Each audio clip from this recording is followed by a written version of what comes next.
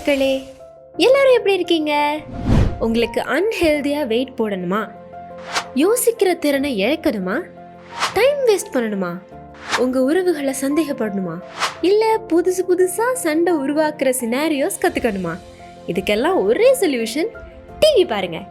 மெயினாக TV serials பாருங்கள். இப்போல்லாம் சீரியல் ஸ்கிரிப்ட் ரைட்டிங்க்கு அவ்வளோவா டைம் கொடுக்கறதே இல்லைங்க. அதனால தான் காலங்காலமாக இருக்கிற மாமியார் மருமக சண்டை.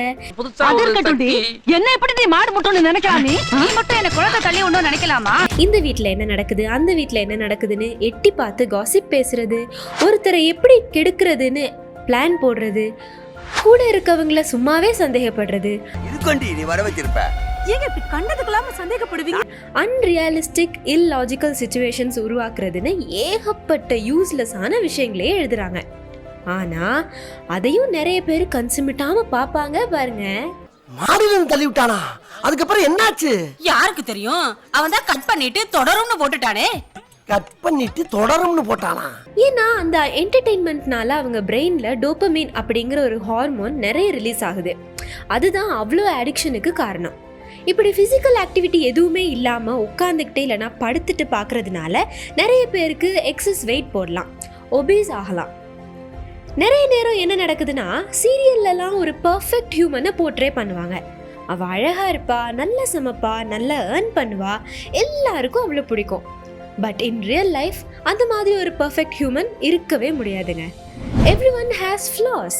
பட் இந்த பர்ஃபெக்ட் லுக்ஸ், கேரக்டர், ரிலேஷன்ஷிப்ஸ்லாம் பார்க்குறவங்க மனசில் தன்னோட லைஃப்லையும் இப்படி தான் வேணும்னு எக்ஸ்பெக்டேஷன்ஸ் க்ரியேட் பண்ண வைக்குது. அதனால அவங்க ஃபேமிலி அண்ட் க்ளோஸ் சர்க்கிளில் நிறைய ப்ராப்ளம்ஸ் வரலாம். இதனால் நிறைய பேர் டிப்ரெஷன் உள்ள போகிறாங்க. இது எவ்வளோ சீரியஸான ப்ராப்ளமாக இருந்தால் கேரளாவில் ஒரு மினிஸ்டர் அவங்க ஸ்டேட் சீரியல்ஸை சென்சர் பண்ணணும்னு சொல்லியிருப்பாங்க. இந்த மாதிரி அன்ரியலிஸ்டிக் எக்ஸ்பெக்டேஷன்ஸில் இருந்து வெளியே வரணும்னா ஃபர்ஸ்ட் அந்த சீரியல் ஆடிக்ஷன்ல இருந்து வெளியே வரணும். TV is a mass media too. சின்ன குழந்தைங்கள்ல இருந்து பெரியவங்க வரைக்கும் யார் வேணாலும் பார்க்கலாம். பட் கான்டென்ட் எல்லாமே எல்லாரும் பார்க்குற மாதிரியா இருக்கு? வயலன்ஸ், கிரைம் அண்ட் ஆப்சீன் கான்டென்ட் டிவியில் வரத்தான் செய்யுது. ஆனால் அதை பார்க்குற குழந்தைங்க மனசில் அது எவ்வளோ பெரிய இம்பேக்டை க்ரியேட் பண்ணணும்னு யோசிச்சிருக்கீங்களா? வயலண்ட் ஆக்ட்ஸ்லாம் பார்த்து வளர்கிற குழந்தைங்க ஒன்று அதே மாதிரி அக்ரெசிவ் வயலண்ட் பிஹேவியரோட வளருவாங்க, eventually making them less empathetic. இல்லைனா இந்த உலகமே பயங்கரமான மோசமான உலகம், அவங்களுக்கு எப்போ வேணாலும் என்ன வேணாலும் நடக்கலாம் அப்படிங்கிற பயத்திலேயே வளருவாங்க. How messed up is that? நாம் டிவியில் காட்டுற இன்ஃபர்மேஷன்லாம் கன்சியூம் பண்ணிகிட்டே இருந்தோம்னா அதுதான் உண்மைன்னு நம்ம கண்மூடித்தனமாக நம்ப ஸ்டார்ட் பண்ணுறதுக்கு நிறைய வாய்ப்புகள் இருக்குது. காலப்போக்கில் மனுஷனுக்குனே உரித்தான சிந்திக்கிற திறனை அதை அழிச்சிடும். இதுதான் டிவியில் வர அட்வர்டைஸ்மெண்ட்லையும் நடக்குது. அவங்க ப்ரமோட் பண்ணுறது ப்ரொடக்டை இல்லை, மைண்ட்லெஸ் கன்சியூமரிசம்.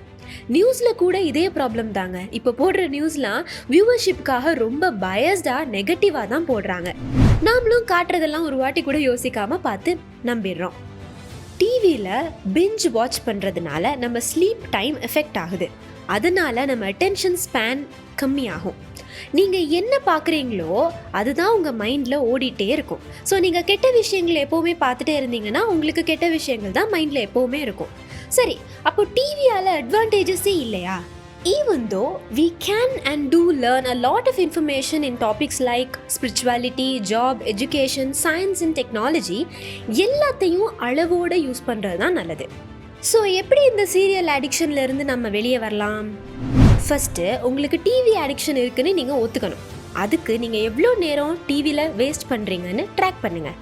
அதுலேயே ஒரு ரெவலேஷன் கிடைக்கும். நம்ம லைஃப் டைமை வேஸ்ட் பண்ணிட்டு இருக்கோன்னு தோணும். ரெண்டாவது, வெளியே போயிட்டு வந்த உடனே டிவி ஆன் பண்ணுறதை தவிர்த்துருங்க. அண்ட் சாப்பிடும்போது டிவி பார்க்காதீங்க. நெக்ஸ்ட்டு, வாரத்தில் ஒரு நாள் டிவியே பார்க்காம இருக்க ட்ரை பண்ணுங்கள்.